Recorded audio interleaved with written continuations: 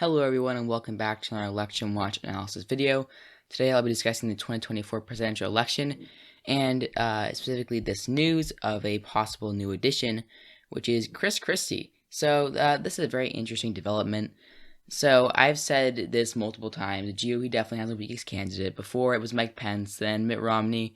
But as of now, April 22nd, 2021, the day I'm filming this, probably the 23rd by the time I release it, I think Chris Christie is probably the weakest candidate on the GOP side. So, apparently he has told his unnamed friends, as Politico describes them, that he is considering running in 2024. As you can see, he is listed in the possible candidates of 2024 the Republican primaries. Before, he was actually a publicly expressed interest, but they've only removed everyone but Candace Owens and Donald Trump. So, a little background on Chris Christie. He's the former governor of New Jersey. He was actually pretty popular. He won re-election with 60% of the vote. But he actually lost a lot of his support due to scandals, which when he closed down the Washington Bridge, which goes from New York to New Jersey, if I remember correctly, for political reasons, which was a very, very big deal. So he ran for president in 2016 and did not make it to the primaries, I believe, and he did not do very well. He was actually on Donald Trump's shortlist to be VP, but of course he was not his ultimate running mate, which is of course Mike Pence. So in the end, I would call Chris Christie Mitt Romney without the suburban support. So I think he'd probably lose by a larger margin than the former governor of Massachusetts and current senator from Utah.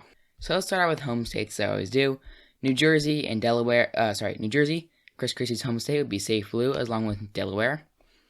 And other safe blue states would include California, Oregon, Washington, the rest of the East Coast, New York, Illinois, Hawaii, New Mexico, Colorado, Virginia, both Maine at large and Maine's first district, and I'll explain that in a little bit, and that rounds out the safe states.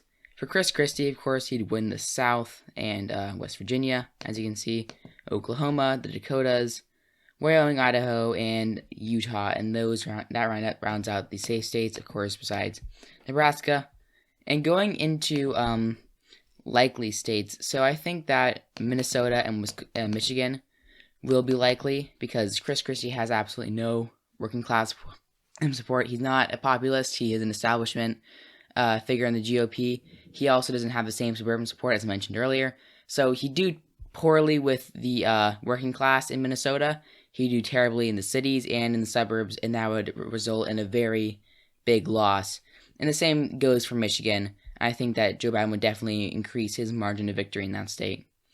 New Hampshire, while Chris Christie would probably improve on Trump's terrible margin there, he just isn't, he can't really do well enough with the voters in New Hampshire to get a good margin, so I think he'd still lose.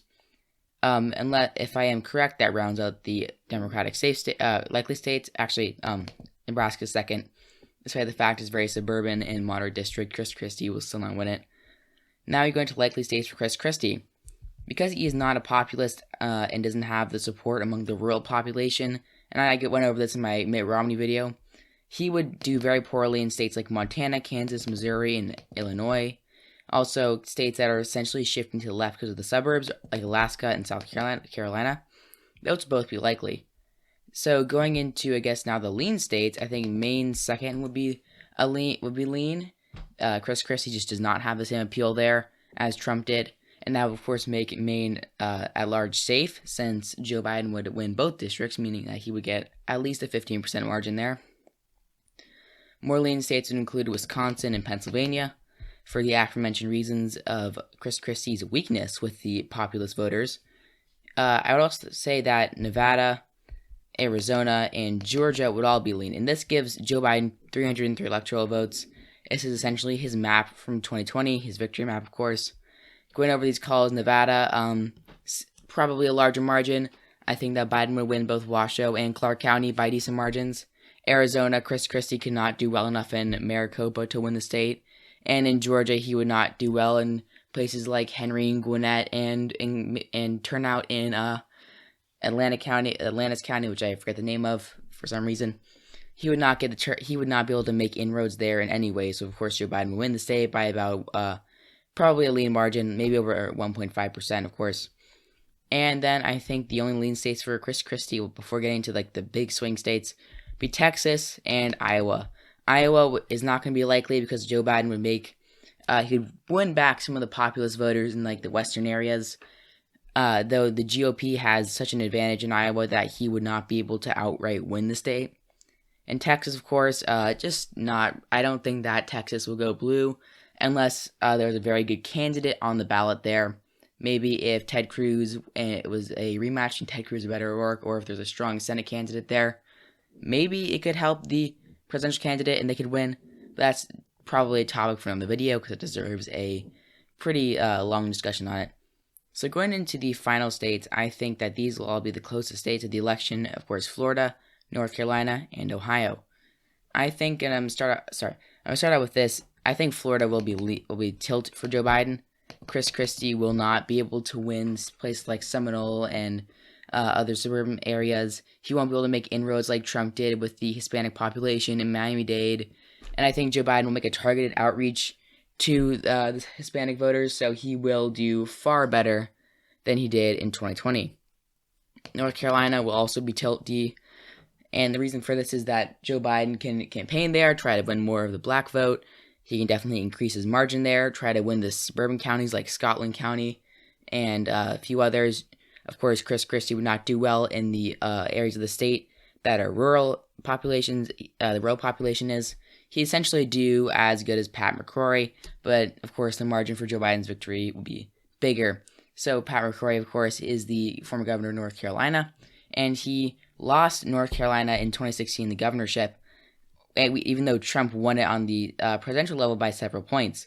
The reason why was because he did not do well in the rural southwestern areas of the state. So, it is the western areas of the state. So I think that Chris Christie would have a similar performance, which would lead to him losing the state by at least 1%, I think. Probably a little closer, but I can definitely see 1% margin of victory being Biden's ceiling. And Ohio, of course, the final state. Ohio is very interesting because it has shifted to the right because of the populist candidates the GOP has run recently. I think since Joe Biden is more of a populist than Chris Christie, he would definitely do better and win back some of the voters that went for Obama than for Donald Trump. And he also could do better in the suburbs, which are shifting to the left, and that combined could give him a very, very narrow margin of victory. And I think that'd be under 0.5%, probably Georgia or Arizona levels of closeness. And it'd be very, very narrow, probably a recount territory, possibly. But if Joe Biden really does try, if he really, in this election, he really needs to target several groups of voters. For example, Hispanics and the working class would definitely be his top two. And then expanding his majority with the black population. That all of that combined could win him the election against any GOP candidate, but against Chris Christie, it would give him an Obama-level landslide, not even Obama, about Bill Clinton-level landslide against a very unpopular candidate who I don't see having a chance in any way, in any scenario, of winning the GOP nomination. So that's all, everyone. 367 for Joe Biden and 171 for Chris Christie. That rounds out the video, of course. Thank you all for watching. If you liked the video, leave a like and subscribe for more content. Leave a comment telling me what your prediction would be, any feedback for the video, suggestions for other videos. Check out the Discord links in the description down below. Again, like, subscribe, leave a comment. I appreciate all three of those. Thank you all for watching, and I'll see you all next time.